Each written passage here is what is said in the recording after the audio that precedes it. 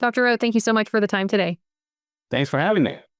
Now, many assume that vaping is safer than smoking because it doesn't involve combustion. Can you walk us through what vaping does to the lungs, especially in younger people? Yes, it's a great topic because there's a lot of misconceptions around this as well.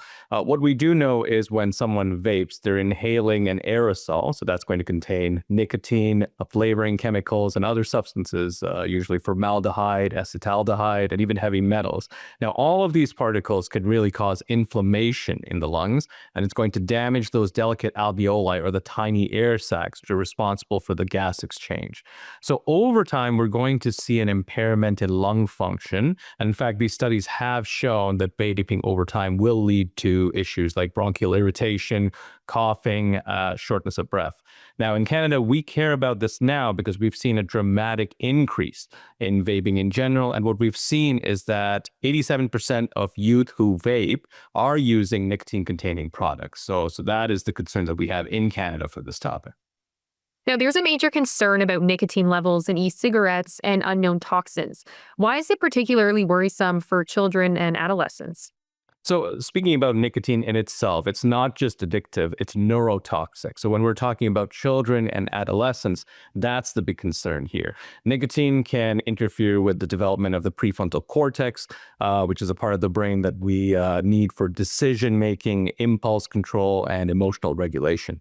So, that means we're dealing with long term challenges that we would face with attention, learning, and mental health. Look familiar? Yes, that is the concern that we are having, and that's going to just worsen. So youth can become dependent on nicotine faster and at lower doses than adults, which is the other concern as well. In Canada, the legal limit of nicotine concentration in vaping products is about 20 milligrams per ml. But in unregulated products, you can go as high as 66 milligrams per ml, and that's been found circulating as well.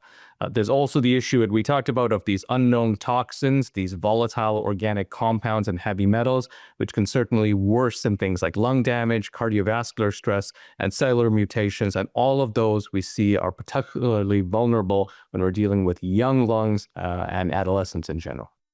And are we seeing early symptoms or early signs of asthma or chronic bronchitis being triggered or worsened by vaping among teenagers? Yes, we're seeing these alarming early signs that vaping is triggering or worsening asthma and chronic bronchitis.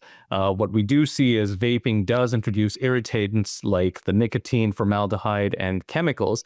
But what we do know is a lot of children and teens don't even know they have asthma yet. They have actually undiagnosed asthma. So oftentimes they'll mistake the symptoms that they have as being out of shape or maybe even seasonal allergies. But really, the vaping is likely layering that and providing poor air quality in general and causing this chronic inflammation and scarring and potentially irreversible lung damage as well. And one of the key concerns raised in international studies is the impact of nicotine on the developing brain. What does science tell us about how vaping affects teenage brains?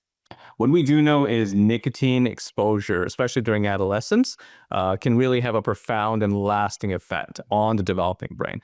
What we do know is that the prefrontal cortex, which governs decision making, impulse control, and emotional regulation, can almost be hijacked by nicotine. So if it hijacks the brain's reward system, floods it with nicotine, it just reinforces behavior.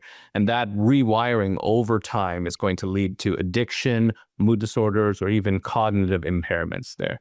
So the concern here, both by Health Canada and the Canadian Pediatric Society, is we are working with youth here who may be at particular risk for things like anxiety, depression, and substance use disorders as they get older once they have this history of vaping in their past. Now, addiction and the idea of vaping acting as a gateway to smoking is a concern. What do you know about that? So that's one of the pressing concerns we have with vaping, because the idea that vaping acts as a gateway to smoking, it's not just something we're speculating. We've actually got studies that back this up as well. And so we start with the idea that nicotine, of course, is highly addictive. And as we talked about, many of those who vape are actually using nicotine in it. So once the brain is hooked on that, it's going to crave stronger and more frequent doses. And that's where combustible cigarettes will often come in. In fact, what we do know, largely speaking, is that youth who vape are actually 3 to 4 times more likely to start smoking by smoking we mean traditional cigarettes, compared to those who don't vape at all. So that's the big concern when we talk about vaping being a gateway, because there is enough evidence there to point towards that going into smoking and other harmful behaviors. And some countries like Australia have taken prescription only approaches to vaping. Do you think that would work here in Canada? So Australia has done a prescription only model, so which means vaping can be used if you are trying to quit smoking. Can that work in Canada? Possibly, but I think we're going to have to do a lot of changes for that. We currently regulate vaping under the Tobacco and Vaping Products Act, which is relatively new, 2018 anyway.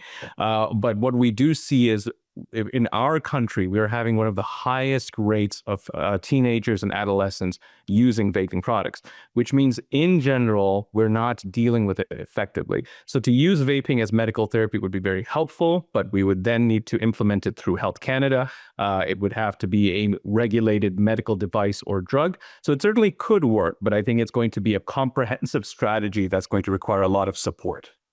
And how would you characterize Canada's response to youth vaping so far?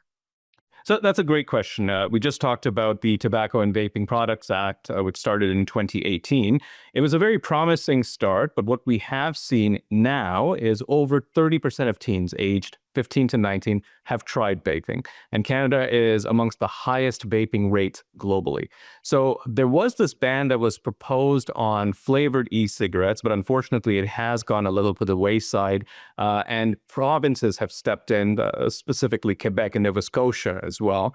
So on a global Canadian federal regime, I think we are still a bit slow on dealing with the urgency of the crisis, because we are seeing a lot of youth involved. And I think we're going to need to take a lot of bold steps to minimize vaping in Canada. Well, Dr. O, thank you so much for the time today. Thanks so much for having me.